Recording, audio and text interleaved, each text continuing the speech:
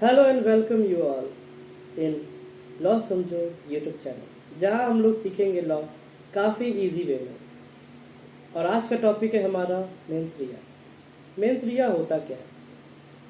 तो मेंस रिया एक Latin magazine है जिसका मतलब होता है guilty mind, evil intent. Hindi में इसे बोला जाता है दुराशय। किसी भी कार्य, किसी भी एक्ट को होने के लिए एक गिल्टी माइंड चाहिए, एक माइंड सेट चाहिए, तभी एक काम क्राइम बन जाता है। जब तक कि किसी भी काम में क्रिमिनल इंटेंट नहीं हो तो वो क्राइम नहीं बनता है।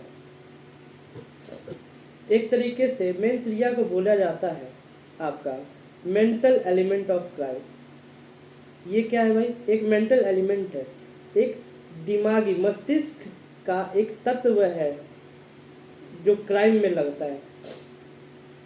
बिना मेंटल एलिमेंट के कोई भी क्राइम नहीं होता। अगर आप लोग पहले से आईपीसी पढ़े हुए हैं तो आप लोग जानते होंगे कि एक्टस रियस होता है, एक मेंस रिया होता है। आज हम लोग मेंस रिया पढ़ रहे हैं, एक्टस रियस किसी और वीडियो में आप लोग को पढ़ाएंगे। तो मेंस रिया और एक्टस रियस जब मिलते हैं तभी कोई क्राइम होता है। किसी एक के नाम होने पर कभी भी क्राइम कंस्टिट्यूट नहीं हो सकता है। इसीलिए मेंस रिया एक मेंटल एलिमेंट है।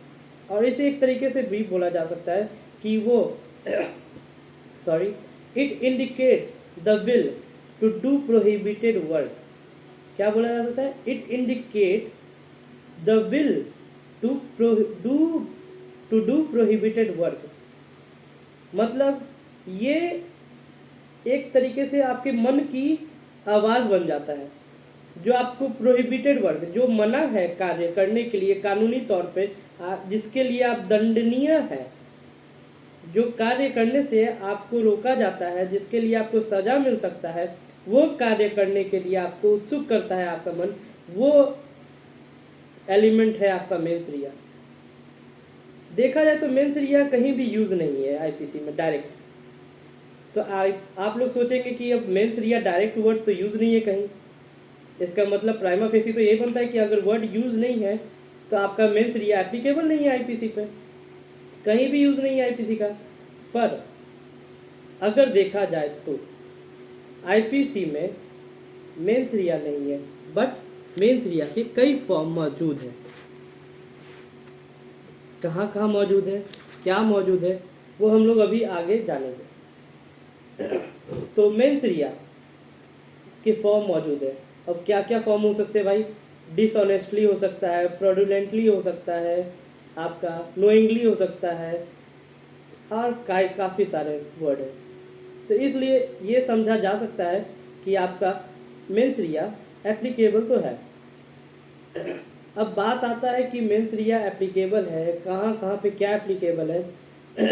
एज फॉर एग्जांपल आप ले लीजिए 339 वॉलेंटरली यूज हुआ रॉन्गफुल रेस्ट्रेंट।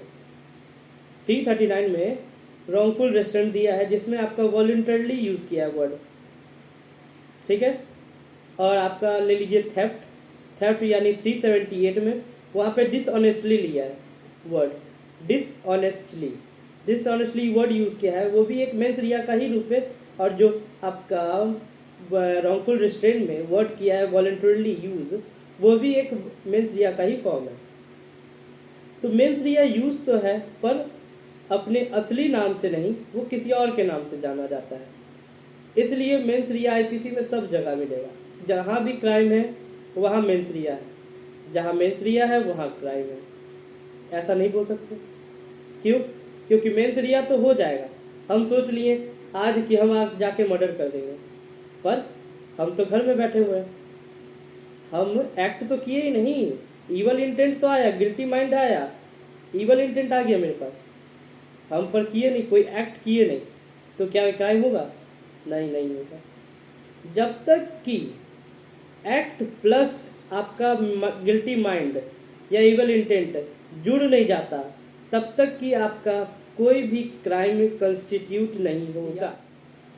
आईपीसी में मेंस रिया को तीन जगह पे तीन तरीके से इस्तेमाल किया गया है। पहला पॉजिटिव फॉर्म, दूसरा नेगेटिव फॉर्म, तीसरा स्ट्रिक्ट लाइबिलिटी के फॉर्म तरीके से। तो अब 3 जगह सिद्धांत यूज हुए हैं मेंस रिया के। तो पहला फॉर्म है आपका पॉजिटिव फॉर्म। इसमें यह कहता है कि आईपीसी क्राइम को कोडिफाइड और डिफाइंड किया है। तो हर एक डेफिनेशन में मेंस रिया के एक क्रिमिनल एलिमेंट को ऐड किया हुआ है, जिससे कि डेफिनेशन में ही क्लियर हो जाता है कि उसमें मेंस रिया वर्ड कहाँ पे इस्तेमाल हुआ है। आपका डेफिनेशन में ही वर्ड इस्तेमाल हुआ रहता है वॉलेंटरली, डिसऑनेस्टली, फ्रॉडुलेंटली। तो इस तरीके के वर्ड इस्तेमाल होते हैं जो डायरेक्ट बता देते हैं कि भाई मेंस रिया का वर्ड इस्तेमाल हुआ है, एक रूप इस्तेमाल हुआ है मेंस रिया का उसमें। नेगेटिव फॉर्म वो फॉर्म है जिसमें कि आपका इस्तेमाल मेंस रिया हुआ है, क्राइम हुआ है, पर उसके लिए आपको दोषी नहीं माना जाएगा, दंडित नहीं किया जाएगा। इसका एग्जाम्पल होता है चैप्टर 4 76 से लेकर 95 जनरल एक्सेप्शन में।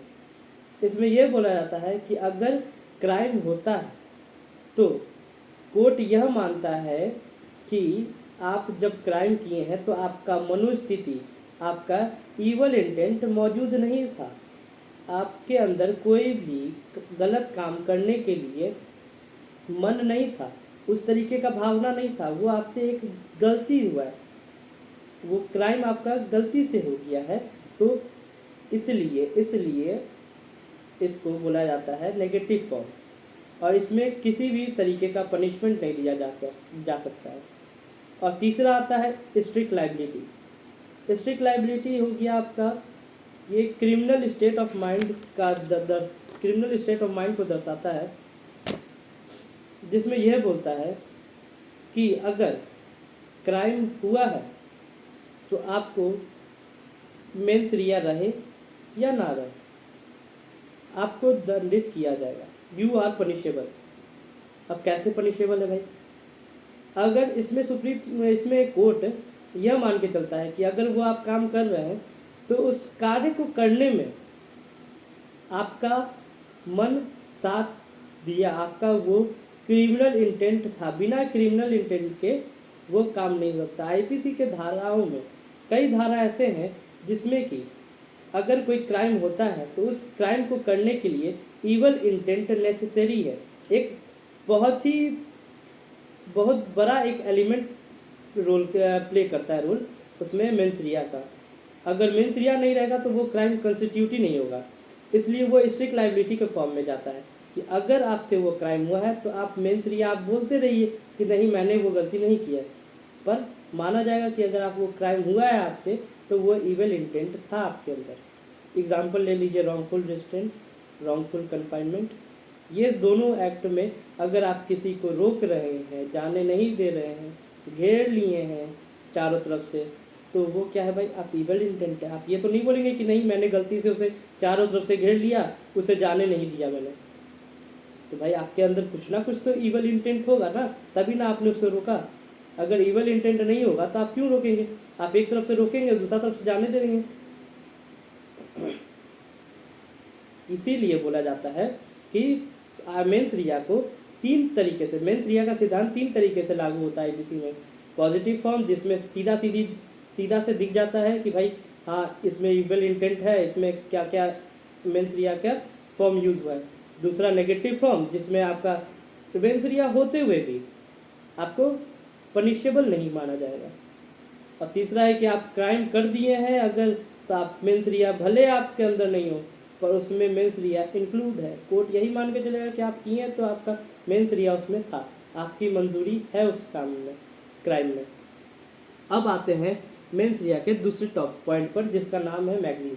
अब मेंस रिया में मैगजीम कौन कौन से यूज है? अब बारी है लीगल मैगजीम की। मेंस रिया में 3 लीगल मैगजीम है। पहला एक्टस नॉन फेसिट रियम नीसी मेंस सिट रिया। इसका मतलब होता है कि the act itself done not make a mind guilty unless his intention are so. मतलब कि इसमें यह कहना चाह रहा है कि कोई कार्य स्वयं अपने आप में अपराध नहीं होता है जब तक कि वह आपराधिक आशय से ना किया गया हो। कोई भी कार्य जब तक कि आपराधिक आशय से ना किया गया हो वह अपराध नहीं माना जाता है, जब तक कि उसका गिल्टी माइंड दिखे नहीं। दूसरा है आपका एक्टस मी इनवाइटो फैक्टस नॉन ईस्ट मेंस एक्टस। क्या है? एक्टस मी इनवाइटो फैक्टस नॉन ईस्ट मेंस एक्टस। इसका मतलब है act done by me against my will is not the act of mind at all. मतलब कि मेरे द्वारा मेरी इच्छा के विरुद्ध किया गया कोई भी कार्य मेरा नहीं है। अगर किसी को आप फोर्सली करेंगे कि कोई काम करो, कान पे बंदूक रख दें और बोले कि काम करो, तो वो क्या है? फोर्सली है, उसका मन नहीं है काम करने का, पर वो गन के वजह से कर रहा है काम। ठीक है। अब पहला वाला का क्या तो हो सकता है एग्जाम्पल? एक्टस नॉन फेसिट्रियम निसी मेंस सिट्रिया। इसका एग्जाम्पल क्या हो सकता है कि अगर कोई काम कर रहे हैं, जैसे कि एक लकड़हारा है, वो लकड़ी काट रहा है कुल्हाड़ी से अपना, ठीक है, तो वो एक्ट तो कर रहा है, वो जंगल में काट रहा है कुल्हाड़ी से लकड़ी, तो लकड़ी काट रहा है और उसका जो कुल्हाड़ी का लोहा वाला पार्ट रहता है, हाँ, वो लग जाता है किसी इंसान को, तो वो एक्सीडेंट है। वो गिल्टी माइंड, कोई इंटेंशन से तो नहीं कर रहा था, तो वो क्रिमिनल में उसको गिनती नहीं है, क्राइम में उसका गिनती नहीं आएगा। अगर यही काम वो हाईवे के NH के बगल में करता है, हाईवे के बगल में काट रहा है लकड़ी, और वो लोहा वाला किसी आदमी को लग जाता है, गाड़ी वाले को लग जाता है, तो क्या हो सकता है? वो प्रिकॉशन नहीं लिया है, वो जानता था कि उससे कुछ हो सकता है गड़बड़, हाँ, किसी को चोट लग सकता है, वो नहीं किया, तब वहाँ पे वो गिल्टी हो जाएगा। तीसरा है न्यूलम श्रीमे नीसी लेगी न्यूला पियोना सीनी लेगी। प्रोनाउंस में शायद थोड़ा अंतर हो सकता है, सबका प्रोनाउंस अपना अपना होता है। तो न्यूलम क्रीमे सीनी लेगी न्यूला पोना सीने लेगी। इसे बोल रहा है there must be no crime और punishment except the fix accordance determined by law. मतलब कि निर्धारित कानून के द्वारा कोई अपराध या सज़ा नहीं होनी चाहिए, उसके अलावा जब तक कि कोई प्रोसीजर इस्टेब्लिश्ड बाय लॉ है, उसके अलावा कोई और तरीके से कोई सज़ा नहीं मिलना चाहिए किसी को। ये वही कह रहा है। न्यूलम श्री में सीने लेगी न्यूला पियोना सीने लेगी। ये डिस्क्रिप्शन में मैं तीनों मैगजीन को लिख दूंगा ताकि आप लोग को इजी रहे। अब बात करते हैं केसेस की। इसमें एक दो केसेस है, जैसे कि आर वर्सेस प्रिंस का 1875 का, जिसमें कि अभियुक्त को एक नाबालिग लड़की के अपहरण के लिए दोषी ठहराया गया। अभियुक्त ने यह बचाव लिया कि उसे यह पता नहीं था कि लड़की नाबालिग है, तो न्यायालय ने यह निर्देश दिया कि उसने अपहरण तो जानते हुए किया, इंटेंशनली किया, और उसे यह मालूम नहीं था कि वह नाबालिग है, इसका उससे बचाव लेने नहीं दिया जाएगा। उसको कोई किसी भी तरीके का डिफेंस नहीं मिलेगा कि वो लड़की नाबालिग थी और वो उसे नहीं पता था। ठीक है। दूसरा केस है state of Maharashtra versus MH George का। इसमें यह कहता है कि इसमें कोर्ट ने यह कहा कि the act done does not make anyone criminal. The act done which does not make anyone criminal if the heart is not in guilty. मतलब अगर कोई कार्य हो रहा है, आप कोई कार्य किए हैं पर उसके लिए आप शर्मिंदा नहीं है, गिल्टी नहीं है, क्रिमिनल इंटेंट नहीं है आपके अंदर, तो उसको क्राइम नहीं माना जाएगा। दूसरा है फाउलर वर्सेस पेजेंट का 1798 का। इसमें बोलता है कि if a criminal intention and a criminal act is necessary for constitute a crime, criminal intent और criminal act is necessary to constitute a crime. बहुत ही ज़रूरी केस है, आप लोग को याद रखना चाहिए। आर वर्सेस प्रिंस 1875 का जो मैंने स्टार्टिंग में कहा, फाउलर वर्सेस पेजेंट, और कई भी केसेस है। तो अभी के लिए इजाज़त दीजिए, धन्यवाद, और देखते रहिए। चैनल को सब्सक्राइब करना ना भूलें, और रेगुलर वीडियो आते रहेंगे इस चैनल पे। बस देखते रहिए और प्यार बनाए रखिए अपना। धन्यवाद।